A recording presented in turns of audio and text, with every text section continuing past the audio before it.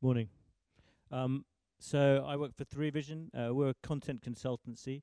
Our business is kind of everything around the world of content. Our clients are, easiest way to explain it, our clients are either traditional service operators, so either launching at its most basic a kind of a DTH platform, or launching VOD, or launching TV everywhere.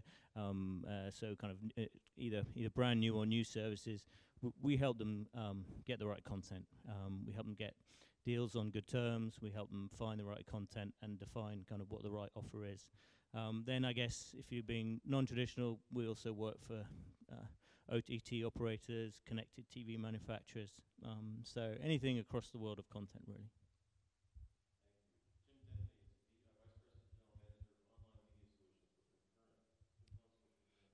Good morning, I'm Jim Dennany. Concurrent has been providing solutions for video delivery and media data and advertising solutions to the pay TV industry for over 12 years now. So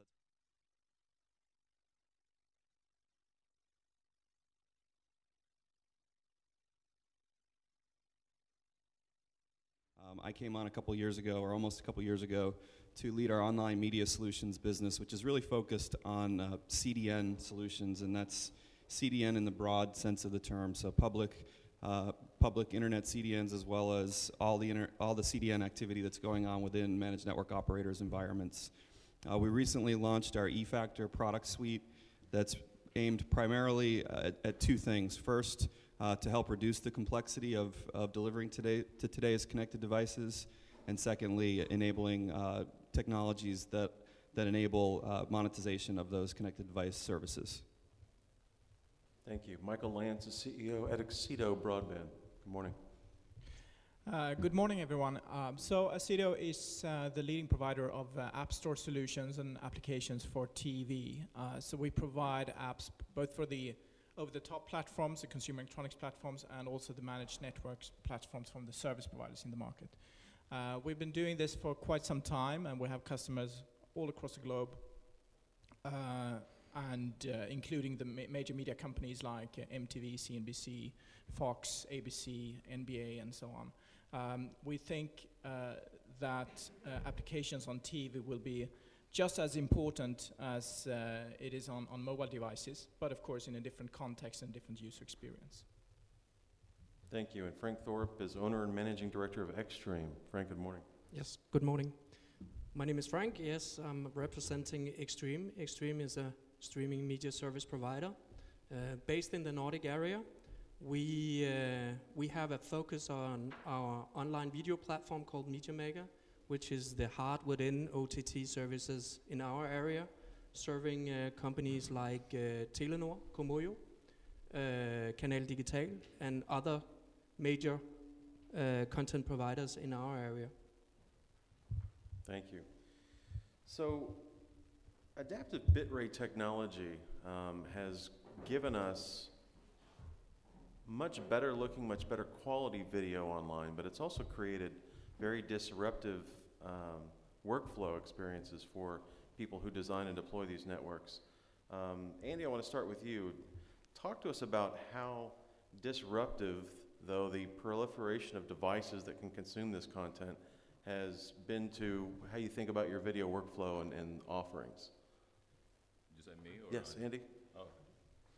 How do you plan for all the screens? What are some of the things you have to start thinking about initially? Well, I think our clients come to us for that kind of simplicity in the total management. And, I think I'll kind of deviate the question slightly by saying that, most of our clients are studios. These are the Paramounts, the Foxes, and a lot of the international movie studios. And you would think that for these guys that create, moving pictures and motion pictures, they would have this completely figured out on the marketing side. But the reality is that, I think most of the emphasis has been on the actual long form. But when it comes to the marketing side, it's actually quite fragmented. So, Preview comes in and we provide essentially the end-to-end solution. We do the encoding for them. So I don't want to oversimplify it, but essentially, the client gives us one file, we encode it across 10 plus different formats ready for distribution. We distribute it into the network that we have built for them. which includes media outlets. It could be The Guardian, it could be MSN, it could be MTV Europe, which are all clients of ours. And then essentially we track the consumption. So I think from the workflow perspective, I think we simplify that, and it literally take it from beginning to the end. The clients don't really need to do much once they hand the content to us, and what they get back is just a reporting on how many people actually watched it and where, for how long, and the interactions in between. So Jim, I'm going to follow up with you. Sorry, it's a little loud. How do you? So Andy said it's simple, but the customers, clients, and rights holders I talk to have said that things are more complex than ever. So with a Galaxy tablet, an iPad, Android devices, this whole universe of screens, how do you plan to reach all those devices? I mean, ultimately you'd like to reduce it down to just a couple of different flavors, but I mean, how do you guys approach that? Yeah, so we try to solve the problem for our customers and their customers, so we don't have the workflow ourselves, but when I introduced myself, I talked about reducing that complexity of today's connected devices, and our focus right now is on the adaptive bitrate formats. So there's 3 leading formats in the market right now. There's another one more standards-based that's on the horizon, and probably more. But there's commonality in them, and I know I think we've got a question coming up about the codecs and leveraging those codecs. But simply, we think the right solution is to create one copy of the asset, multiple bit rates, but one copy of the asset, and then on the fly repackage that, or as we call it, transmux that content into the different adaptive bitrate formats. So it simplifies that workflow by just creating the one asset, and this can be done for live and on demand, but it's the transmuxing or on-the-fly repackaging that we think really helps with this. Thanks. Einar, over to you in the digital home and the OTT side of the business. Is it any more complex? Is it any easier? Because you're dealing with maybe a more static universe of set-top boxes or devices that are consuming the content. Is it any easier? Well, to be honest, I think it's quite complex. I hear that everyone providing a solution for this, they say that, like you said, Jen, we do encoding in 10 different profiles. It should have been necessary to do that. We are using smooth streaming, adaptive streaming, and we want to deliver a good user experience for our customers. But then there are boxes and devices, connected TVs, and handsets not supporting that smooth streaming, and then we have to re-encode and transmux everything. So, to be honest, I think it's quite complex. So I'll follow up then. So what can the audience take away from that? Is there a way to simplify it, or is it just a matter of having to deal with all these different flavors of content, flavors of technology, so that they can consume the content? What are the takeaways? Well, we saw adaptive streaming for the first time. I think it was maybe 3 years ago.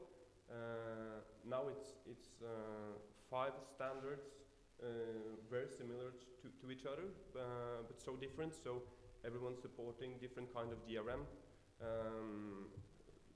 a different formats and protocol. So I hope that we see some kind of standardization in the future. I do. Thank you. Frank, I'll move down to you. So let's talk about mobility. When you help your customers design these workflows, aside from the largest platforms, Android and iOS, Symbiont's still pretty large over here in Europe, how are you helping them target devices, and what do you focus on? I think the focus from our side is to create some environments which are actually fitted into the platforms that our customers want to be on, more than focusing on the codecs encoding part of it, because the encoding part of it is something that we can fix. The most important thing is to create compelling environments which are actually fitted into the device that the customers need to go to market with. So so we very much focus on the platforms that we want to serve our clients on in terms of usability and fitting in the content flow into the platform, more than we focus on the codecs, because that is something that today for us is something that is naturally challenging, but we will cope with that. So a few of you have touched on this, and it's kind of an emerging trend, so forgive me if I go a little off reservation and things we haven't talked about in our prep for the panel, but and I'll throw this out to the entire panel.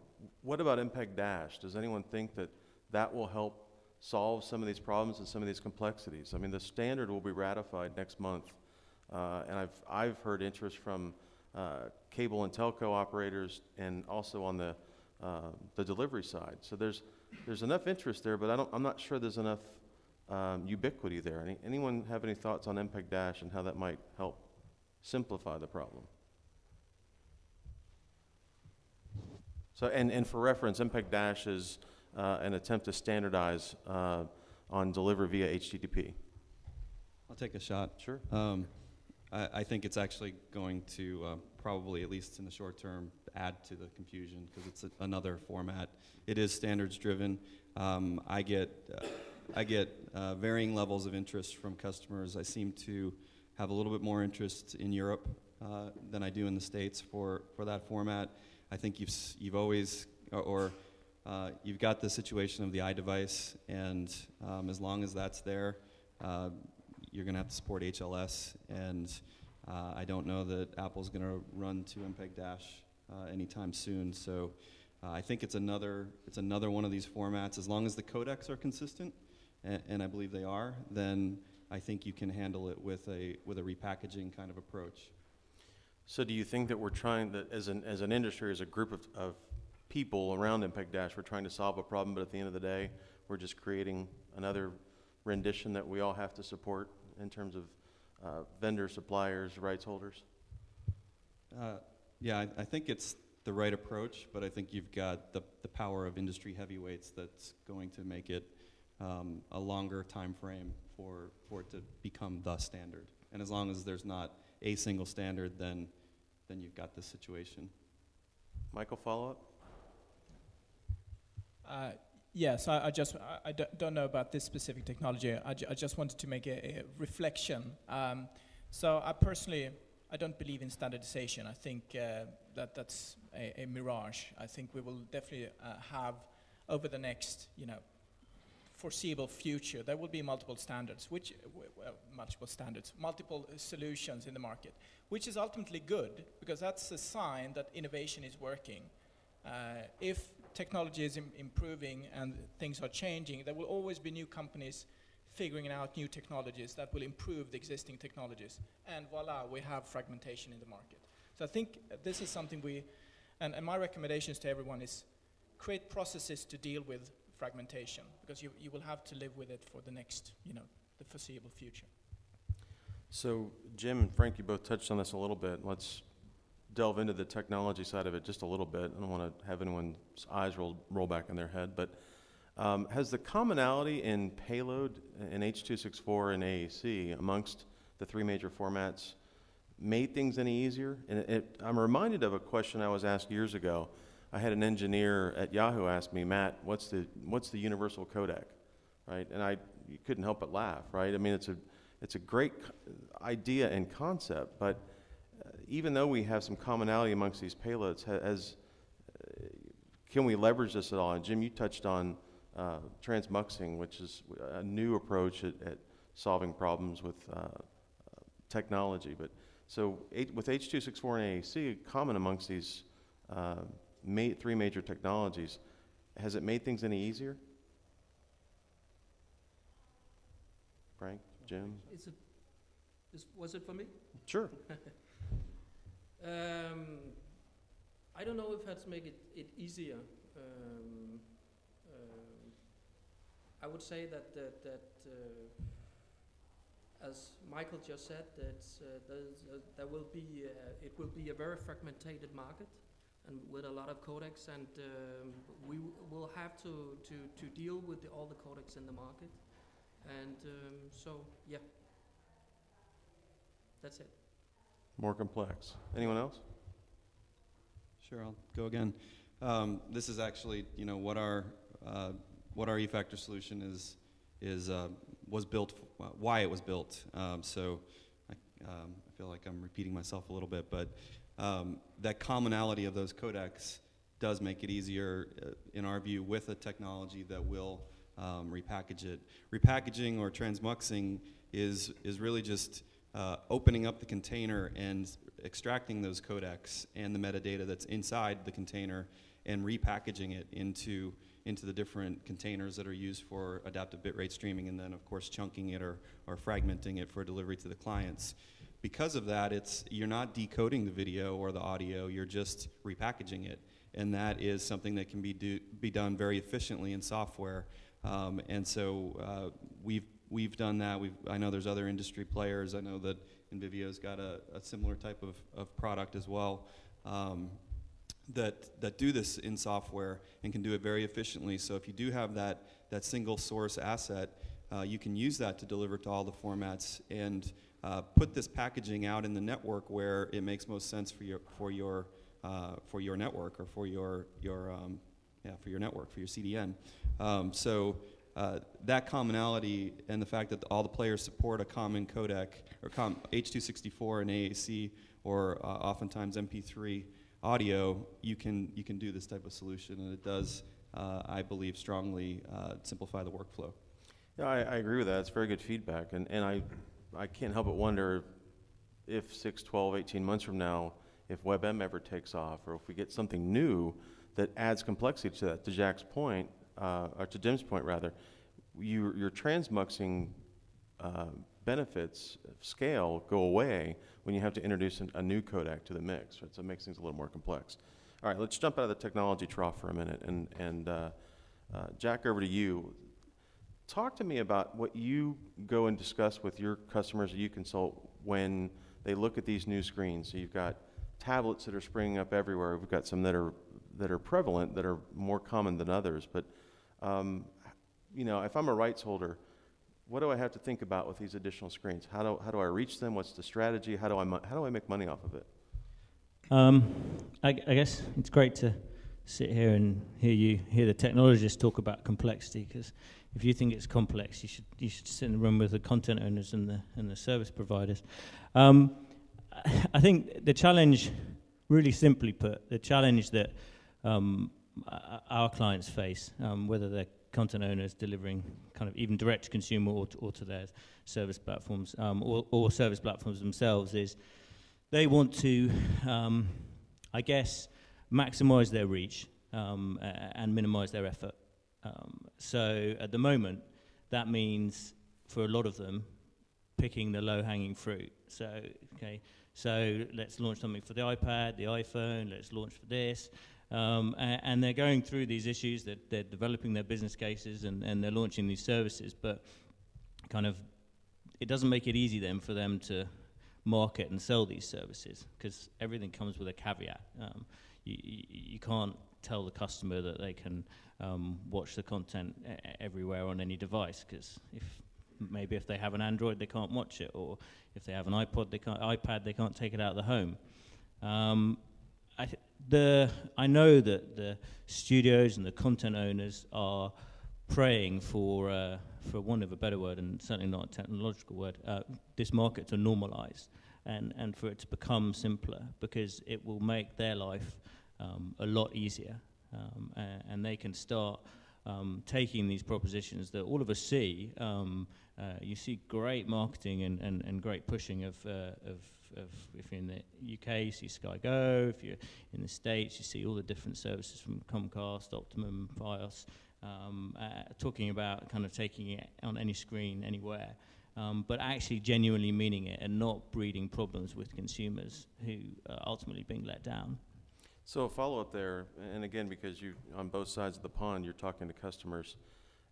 Are we going to see different models for tablets and mobility, I guess is the right term, here in Europe versus in the States? I mean, it seems like in the States it's something that's going to be bundled with an access package where if you're a Fios customer, you'll be able to watch those live linear channels on your tablet. Is it different here, or is it the same? I think we see variations market by market. There's lots of different market conditions that will determine what the platforms do. I mean, ultimately, I think I see more of a shift towards the services being made available.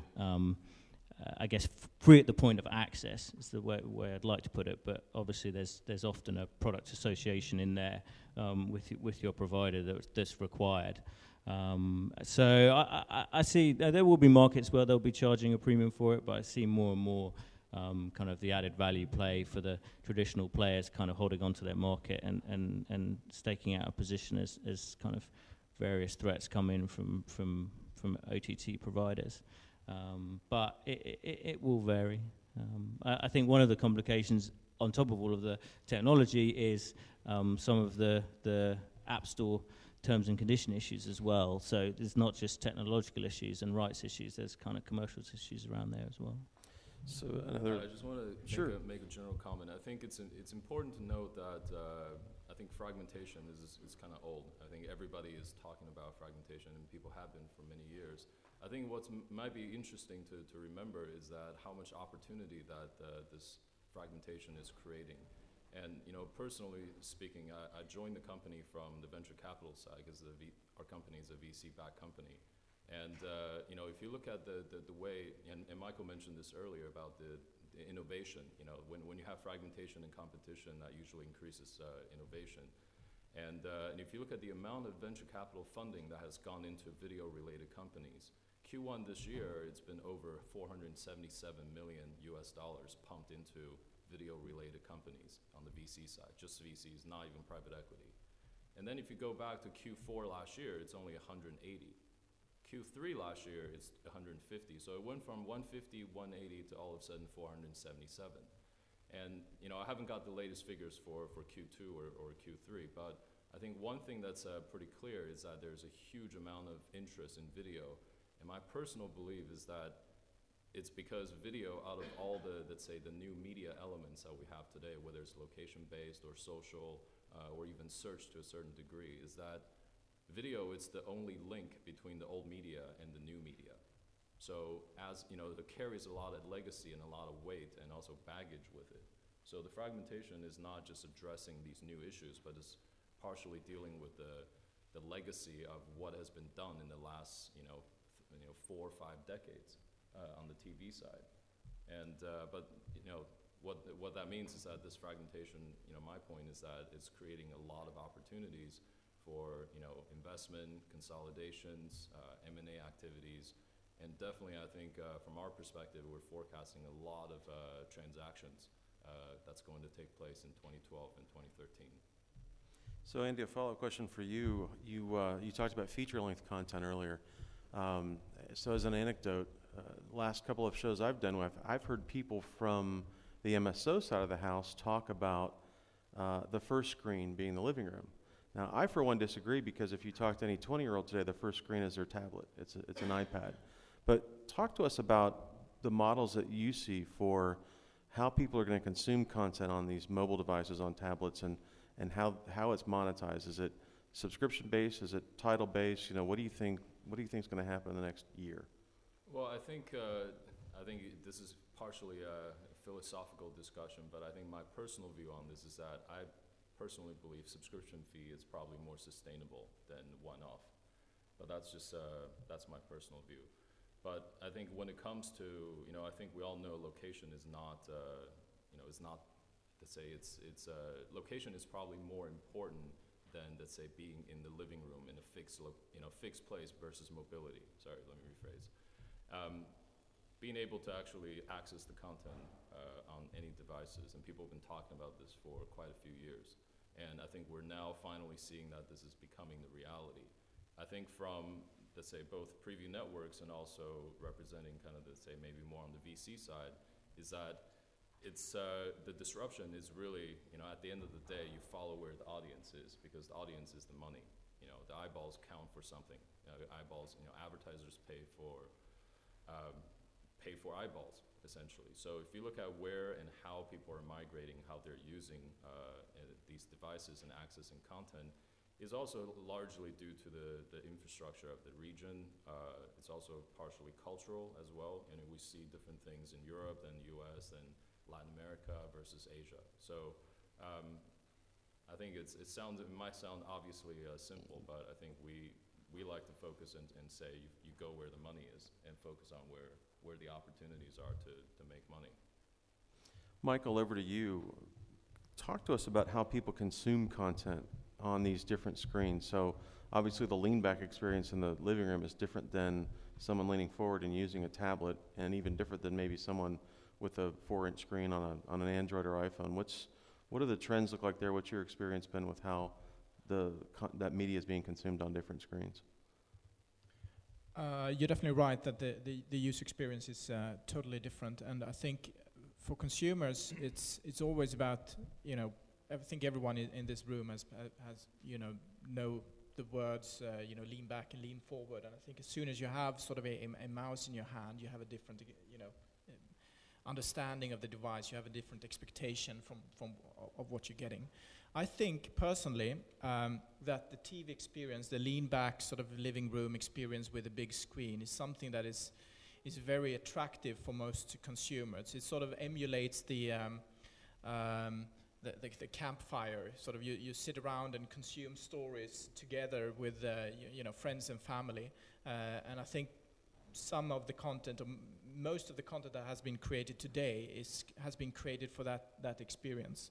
That doesn't mean that there aren't content, there won't be content out there that is more suitable for other screens, and that doesn't mean that some consumers won't consume the majority of their personal content on other devices. But I think that will be, in terms of hours consumed, that will be over the next 10-15 years, that will be very tiny.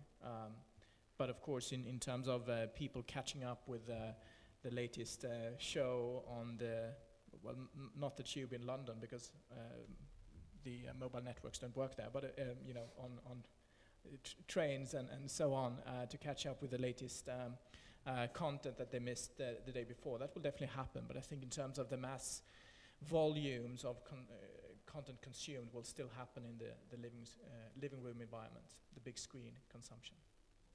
Einar, over to you. What's maybe a follow-up? What's your experience been with that? How is the consumption model varied by the size of the screen? Well, I think the most important is that the product is easy to find, easy to use. What we see, we just launched, so we just launched on PC and on computers. And when we launched, we got feedback from all customers.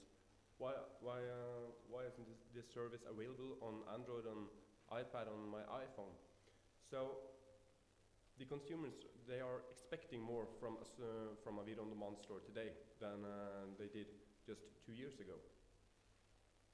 I'm reminded of a story that I heard a couple weeks ago at a show where, for those of you familiar with HBO Go, the consumption models on that service are just skyrocketing. They're driving people from a broadcast and then saying that the next episode of that particular show is available immediately on the HBO Go application. Their usage patterns have been just very dramatic. So Jack, back to you for a strategy question.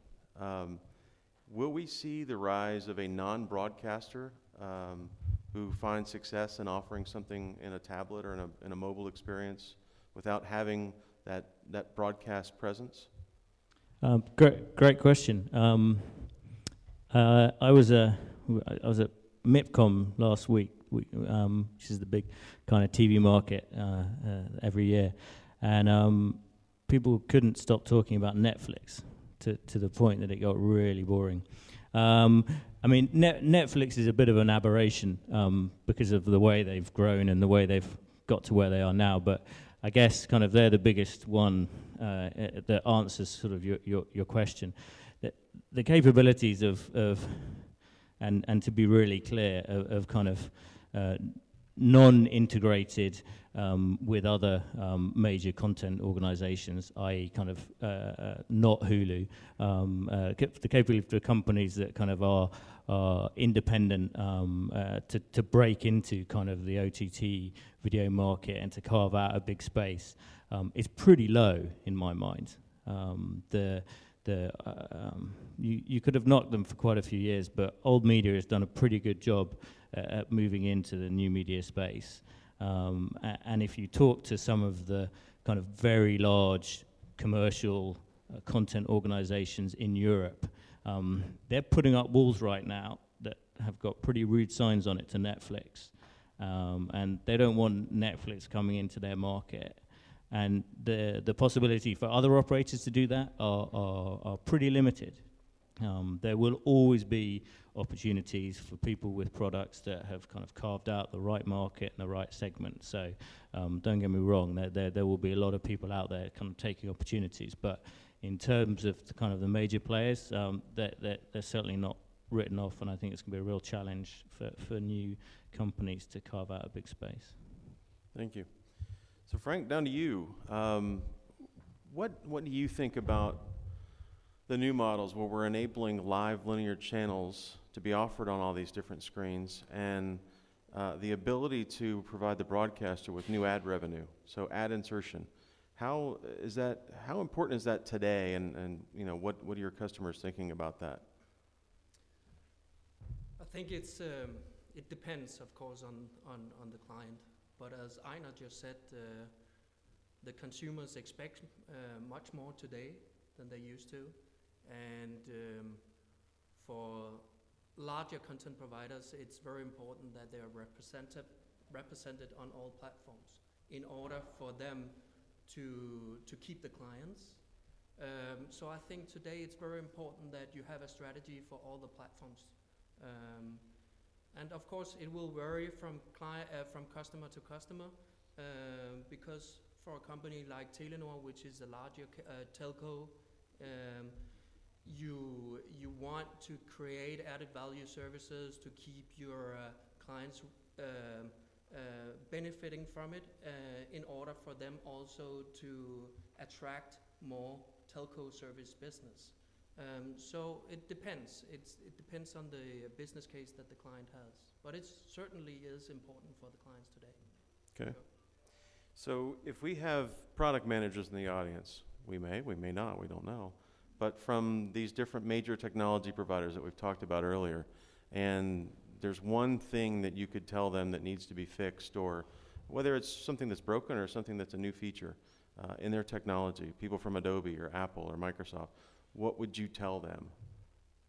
Jim? I actually asked my engineering team about this before the panel. So interestingly, one of the points of feedback was thank you for standardizing on the codecs. So that has enabled companies like us to make solutions like we have. The one area that I've had feedback on that's been more challenging is the documentation on these adaptive bitrate formats, player support, and just kind of figuring out the black art of working and delivering the highest quality user experience to those clients. Michael, or Frank, any ideas there?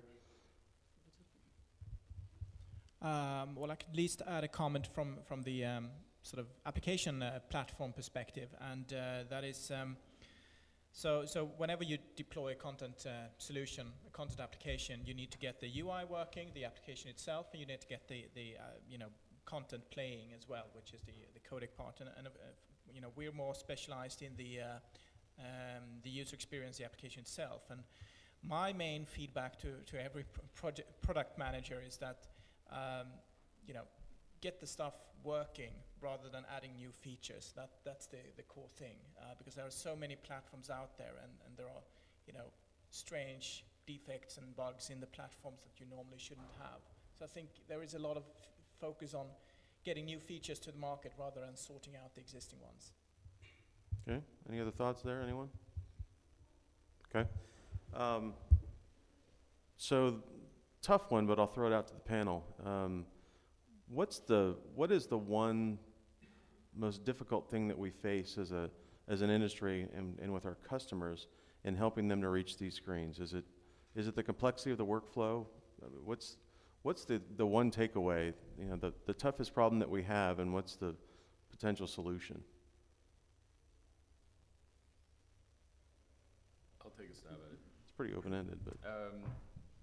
But I'll caveat it by saying that I think maybe our business ecosystem is slightly different than everyone else's here, because we deal primarily with brands, or let's say companies that with a consumer face. So we deal with with the guys like Georg Jensen, or the Paramount Pictures, like I mentioned before.